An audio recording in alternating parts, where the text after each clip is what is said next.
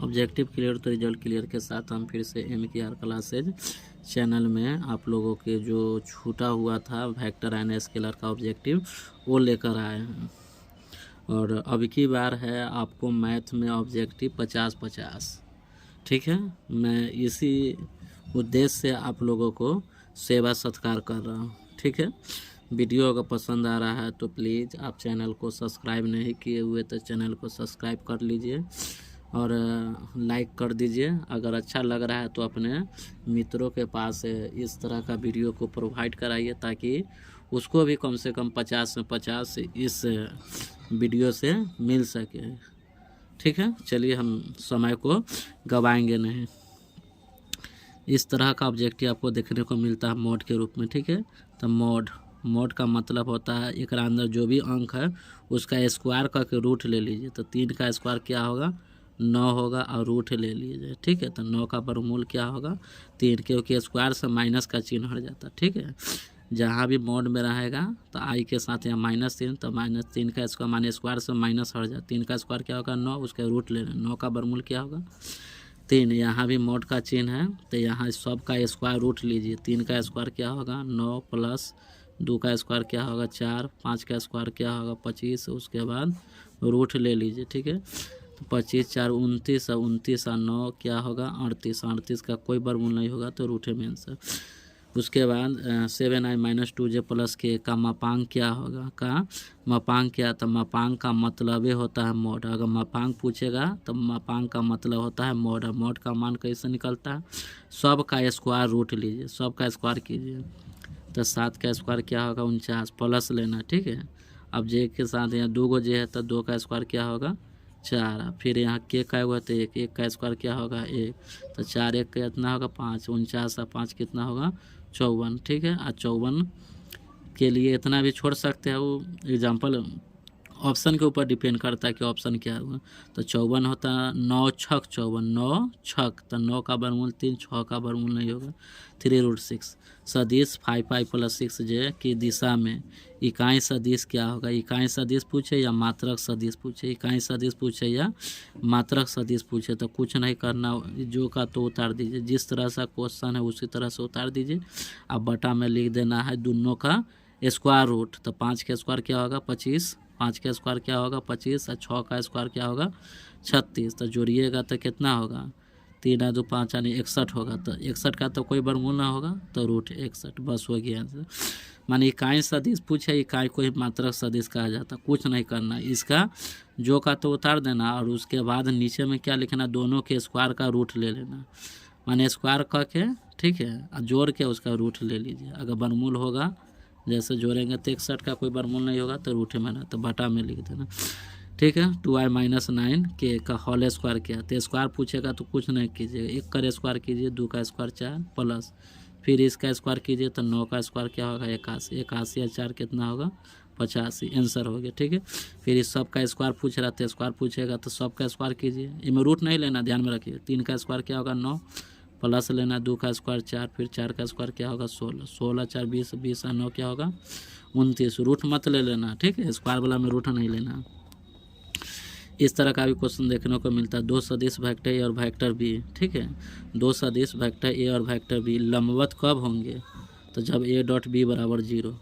2 सदिश vector A और vector B लंबवत कब होंगे, जब a.b बराबर 0 हो, ठीक है। क्वेश्चन अभी ऐसे भी दे सकता है कि वेक्टर a.b बराबर 0, ठीक है, तो सदिश होंगे। तो सदिश क्या होंगे, तो a.b अगर 0 हो तो सदिश लंबवत होंगे, और न तो अगर लंबवत न देगा तो इस तरह का भी ऑप्शन दे सकता है। लंबवत का मतलब ये होता है उल्टा टी, उल्टा टी को लंबवत कहा जाता है। उल्टा टी अगर लिख दिया जाए दोनों के बीच में तो इसका मतलब वेक्टर ए है वेक्टर बी पर क्या है लंबवत है। तो 2 सदिश लंबवत कब होगा, जब a.b बराबर 0 है। अब 2 सदिश समांतर कब होगा, तो जब a×b बराबर 0। तो लंबवत होने का शर्त क्या है, तो जब a.b 0 होगा तब सदिश लंबवत होगा, और जब a×b माने a या b के साथ अगर क्रॉस करेंगे माने सदिश गुणनफल ज्ञात करेंगे, ठीक है, उसका मान 0 होगा तो सदिश समांतर। समांतर का मतलब होता है 2 गो चिन्ह ऐसे, अगर ए और बी के बीच में 2 ऐसे चिन्ह दे दिए तो इसका मतलब क्या होता है समांतर। तो 2 सदिश लंबवत कब होंगे, जब a.b बराबर 0 और समांतर कब होंगे, जब a×b बराबर 0, ठीक है। तो दो सदिश ए और बी के लिए अदिश गुणनफल पूछेगा, तो अदिश गुणनफल के मतलब होता है ए डॉट बी। ठीक है, अगर पूछेगा कि अदिश गुणनफल क्या होगा, तो अदिश गुणनफल का मतलब क्या होता है ए डॉट बी। ठीक है, अगर यही क्वेश्चन दे देगा कि ए का मान इतना बी का मान इतना का सदिश गुणनफल क्या होगा, तो सदिश गुणनफल का मतलब होता है ए क्रॉस बी। अदिश गुणनफल निकालना है तो ए डॉट बी निकालिएगा, अगर सदिश गुणनफल निकालना है ठीक है तो ए क्रॉस बी निकालिएगा। ठीक है, अब यहाँ पर देखिए अगर क्रॉस डॉट के बराबर हो, ठीक है, क्रॉस है यानी क्या है डॉट है, तो क्रॉस का मतलब होता है साइन थीटा और डॉट का मतलब होता है कॉस थीटा।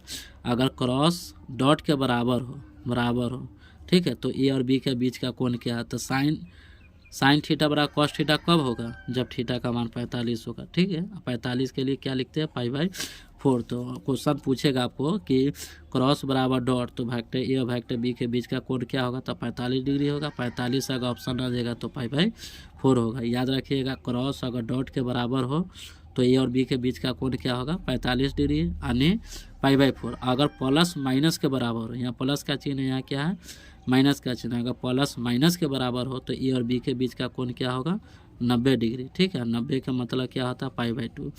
अगर ए और बी के बीच का कोण 90 डिग्री है तो सदिश क्या होता है लंबवत होगा। ध्यान में रखिएगा, कभी कभी ऐसे भी दे देगा कि प्लस और माइनस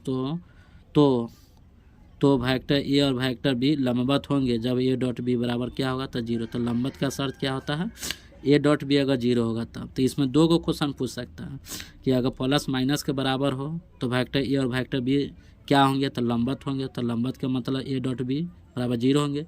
अगर प्लस माइनस के बराबर हो तो अगर ए और बी के बीच का कोण पूछेगा तो 90 होगा, 90 का मतलब π/2। याद रखिएगा क्रॉस डॉट के बराबर होगा तो दोनों के बीच का कोण 45 डिग्री, अगर प्लस माइनस के बराबर हो तो दोनों के बीच का कोण 90 डिग्री होगा यानी π/2।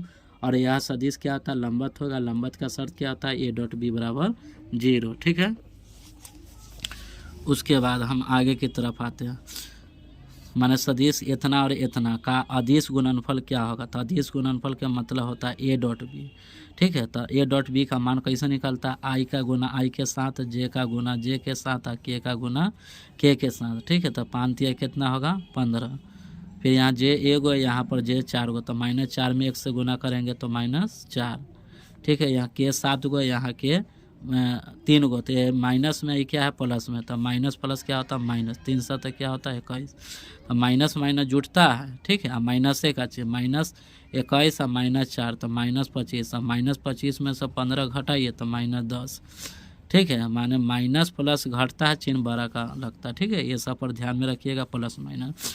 सदिश इतना और सदिश इतना के बीच का कोण क्या होगा, तो पहले डॉट पता कीजिए, तो आई का गुना आई के साथ 2 में 1 से गुना किए 2, जे का गुना जे के साथ तो 4 में -3 से गुना किए 12, के का गुना के साथ 5 में 2 से गुना किए 10, तो ये प्लस में ये भी प्लस, तो 10 और 2 क्या होगा 12, 12 में से 12 घटा 0। अगर 0 आ जाए तो हम बताएं अगर डॉटे ना निकाले तो इसका मतलब ए डॉट बी अगर 0 आ गया ठीक है तो बीच का कोण होगा 90 डिग्री, और 90 का मतलब होता है π/2। ठीक है, अगर बीच का कोण निकालना हो तो आई का गुना आई के साथ, जे का गुना जे के साथ, के का गुना के साथ कीजिए। ठीक है, अगर 0 आ गया बाय द वे ठीक है तो बीच का कोण 90 डिग्री होगा। ठीक है, सदिश इतना ठीक है कि दिक् को ज्या क्या होगी, तो दिक् को ज्या निकालना है तो कुछ नहीं करना, जो का तो उतार दीजिए आप। ठीक है, 3i - 4j प्लस क्या चाहिए 12 के, जो का तो उतार देना ना। 1 मिनट, वो इकाई सदिश में निकालना होगा। इकाई सदिश रहेगा तो जो का तो उतार के आप बटा में क्या करना रूट, तो यहाँ भी रूठे करना, लेकिन यहाँ पर लिखिए ऐसे 3 बटा फिर -4 बटा प्लस में तो 12 बटा। अब तीनों का स्क्वायर रूट लीजिए, 3 का स्क्वायर क्या होगा 9, 4 का स्क्वायर क्या होगा 16, 12 का स्क्वायर क्या होगा 144। सब को स्क्वायर का क्या रूट ले लेना, तो 169 आएगा। 169 कितना का वर्गमूल होता है 13 के, तो सब के बटा में 13 ले लीजिए। ठीक है, अगर इकाई सदिश निकालना होगा ना तो जो का तो उतार दीजिए, अब बटा में इसका स्क्वायर रूट ले लीजिए, तो बटा में तो स्क्वायर रूट 13 हो जाएगा, माने 3i - 4j प्लस 12 के बटा 13। कब जब इकाई सदिश पूछेगा तब। अगर दिक् को ज्या निकलेगा तो आई जे के नहीं लिया जाता। ठीक है, दिक् को ज्या में आई के जे के वो हटा दिया जाता। 3 लिखिए, माइनस में तो माइनस लिखिए, अब बटा में क्या लिखना तीनों के स्क्वायर रूट लेना। ठीक है, अब यहाँ पर देखिए आप पढ़े थे पहले अंदर के काम कीजिए, जे क्रॉस के क्या होगा, तो जे क्रॉस के होगा आई होगा, क्या होगा आई, यहाँ आई डॉट आई। जब दोनों समान है तो हम कहें कि डॉट का मतलब डांट, तो डांटेंगे तो एक के ऐसे ना डांटेंगे किसी, ठीक है। तो आई डॉट आई क्या होगा 1।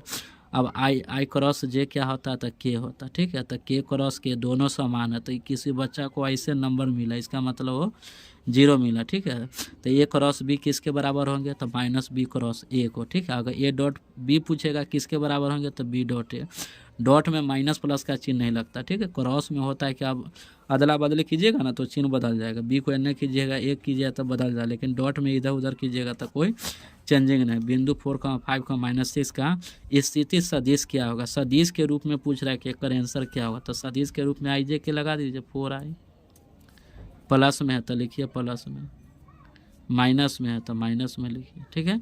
हो गया। अब इस आप दे देगा बिंदु इतना की स्थिति सदिश क्या होगा, तो ये 0 जिसमें रहेगा ना उसको छोड़ दीजिएगा, तो ये आई जे के, तो ये हो जाएगा आई हो जाएगा, जे पर तो 0 इसको छोड़ दिए, के वाला वैल्यू लीजिए 2 के। चलिए हो गया सदिश से कंप्लीट, आपको 12 से 15 को ऑब्जेक्टिव आपको कंप्लीट हो गया। अगर वीडियो अच्छा लग रहा है तो प्लीज़ चैनल को सब्सक्राइब नहीं किए हैं तो सब्सक्राइब कर लीजिए, लाइक कर